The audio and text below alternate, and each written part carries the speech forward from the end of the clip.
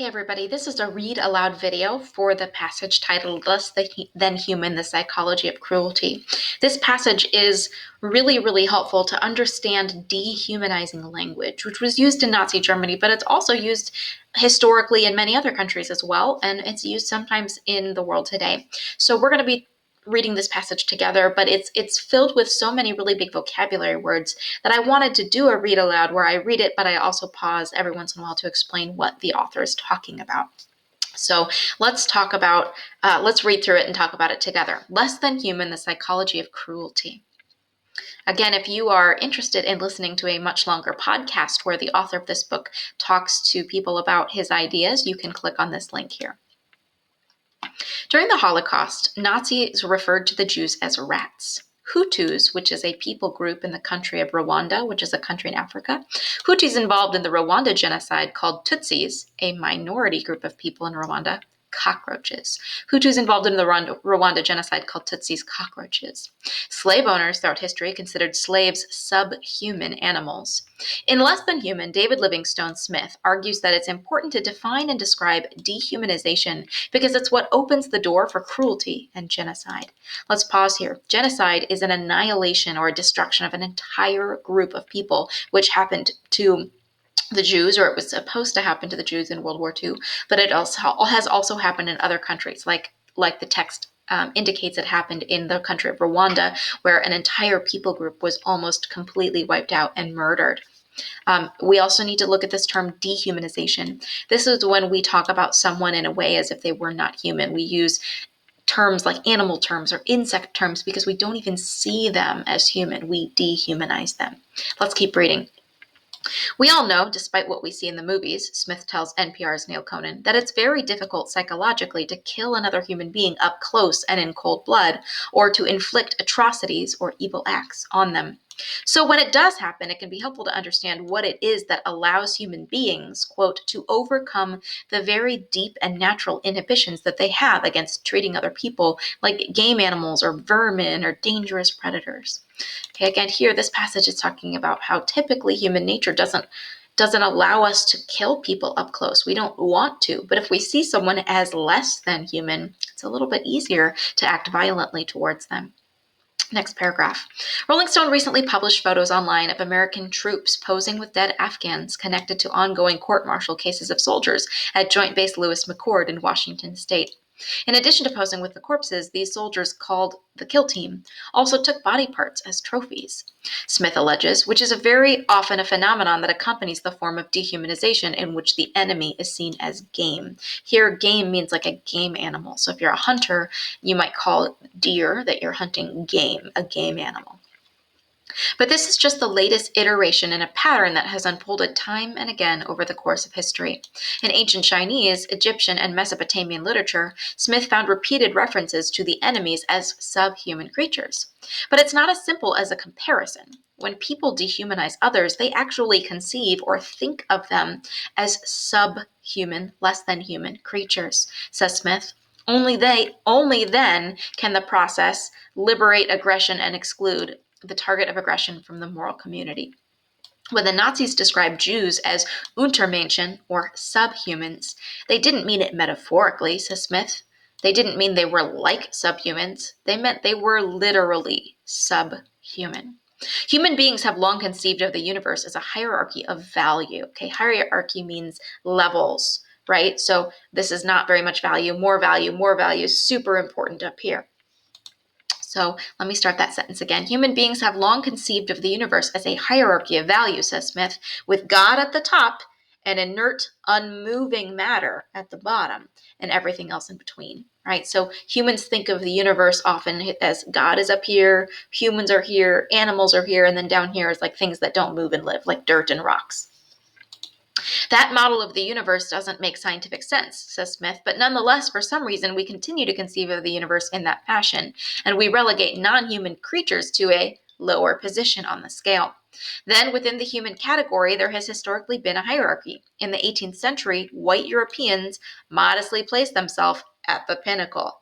The lower edges of the category merged with the apes, according to their thinking.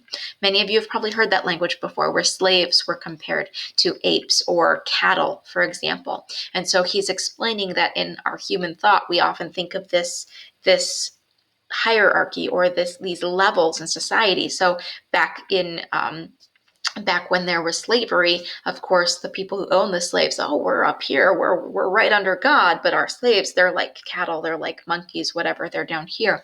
That's what this part is talking about. Let's continue. So sub-Saharan Africans and Native Americans were denizens or inhabitants of the bottom of the human category when they were even granted human status. Mostly they were seen as soulless animals, and that dramatic dehumanization made it possible for great atrocities or evil acts to take place. Okay, now we're going to read just a little excerpt or a clip from the book Less Than Human that was written by David Livingstone Smith. Let's begin.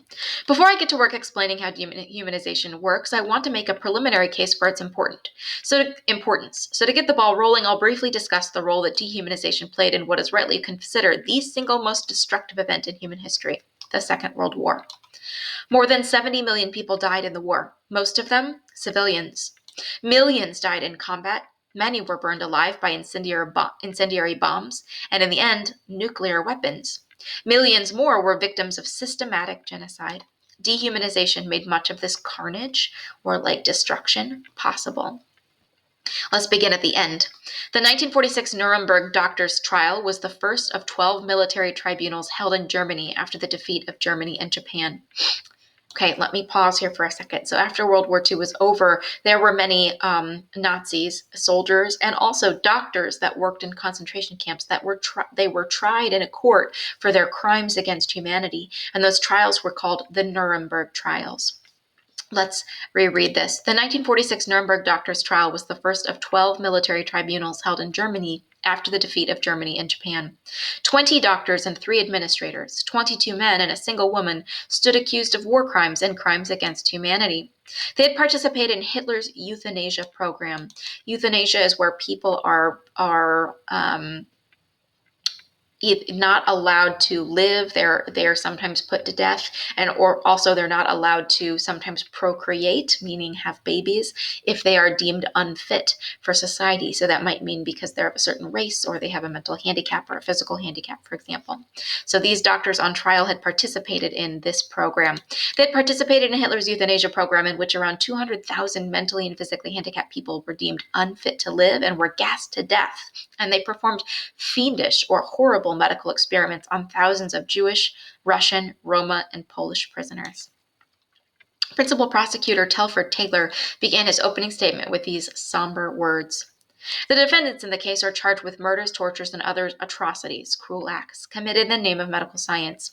The victims of these crimes are numbered in the hundreds of thousands. A handful only are still alive. A few of the survivors will appear in this courtroom, but most of these miserable victims were slaughtered outright or died in the course of the tortures to which they were subjected. To their murderers, these wretched people were not individuals at all. They came in wholesale lots and were treated worse than animals. He went on to describe the experiments in detail. Some of the human guinea pigs were deprived of oxygen to simulate high-altitude parachute jumps. Others were frozen, infested with malaria, or exposed to mustard gas. Doctors made incisions in their flesh to simulate wounds, inserted pieces of broken glass or wood shavings into them, and then, tying off the blood vessels, introduced bacteria to induce gangrene. Taylor described how men and women were made to drink seawater and were infected with typhus and other deadly diseases, were poisoned and burned with phosphorus, and how medical personnel conscientiously recorded their agonized screams and violent convulsions. The descriptions in Taylor's narrative are so horrifying that it's easy to overlook what might have seemed like an insignificant rhetorical flourish. His comment that these wretched people were treated worse than animals. But this comment raises a question of deep and fundamental importance. What is it that enables one group of human beings to treat another group as though they were subhuman creatures? Okay, going back to what some of the horrible things we'll learn about in the next couple weeks, where in the Holocaust camps, sometimes doctors would experiment on Jewish people because they didn't see them as humans. So they would do these cruel and horrible experiments on them just to see what would happen. And that's what we're describing here. A rough answer isn't hard to come by. Thinking sets of Thinking sets the agenda for action, and thinking of humans as less than human paves the way for the atrocity. The Nazis were explicit about the status of their victims. They were Untermenschen, subhumans, and as such were excluded from the system of moral rights and obligations that bind humankind together. It's wrong to kill a person, but it's permissible to exterminate a rat. To the Nazis, all Jews, gypsies, and others were rats, dangerous, disease-carrying rats. Jews were the main victims of this genocidal project. From the beginning, Hitler and his followers were convinced that Jewish people posed a deadly threat to all that was noble in humanity. In the apocalyptic Nazi vision, these putative or commonly accepted enemies of civilization were represented as parasitic organisms, as leeches, lice, bacteria, or vectors of contagion. Today, Hitler proclaimed in 1943, international Jewry is the ferment of decomposition of people and states, just as it was in the antiquity or in the past. It will remain that way as long as peoples do not find the strength to get rid of the virus. Interesting language there. Both the death camps, the gas chambers of which were modeled on delousing chambers, and the Einsatzgruppen, or paramilitary death squads that roamed across Eastern Europe followed in the wake of the advancing German army, were responses to what Nazis perceived to be a lethal pestilence, or almost like an infestation. Sometimes Nazis thought of their enemies as vicious, bloodthirsty predators rather than parasites. When partisans in occupied regions of the Soviet Union began to wage a guerrilla war against German forces, Walter von Reichenau, the commander-in-chief of the German army, issued an order to inflict a severe but just retribution upon the Jewish subhuman elements. The Nazis considered all of their enemies as a part of an international Jewry and were convinced that Jews controlled the national governments of Russia, the United Kingdom, and the United States. Military historian Mary R. Habeck confirms that soldiers and officers thought of the Russians and Jews as animals that had to perish. Dehumanizing the enemy allowed German soldiers and officers to agree with the Nazis' new vision of warfare and to fight without granting the Soviets any mercy or quarter. The Holocaust is the most thoroughly documented example of the ravages of dehumanization. Its hideousness strains the limits of imagination, and yet focusing on it can be strangely comforting. It's all too easy to imagine that the Third Reich, or a term for the Nazi Empire, was a bizarre aberration or strange and abnormal thing, a kind of mass insanity instigated by a small group of deranged individuals who conspired to seize political power and bend a nation to their will.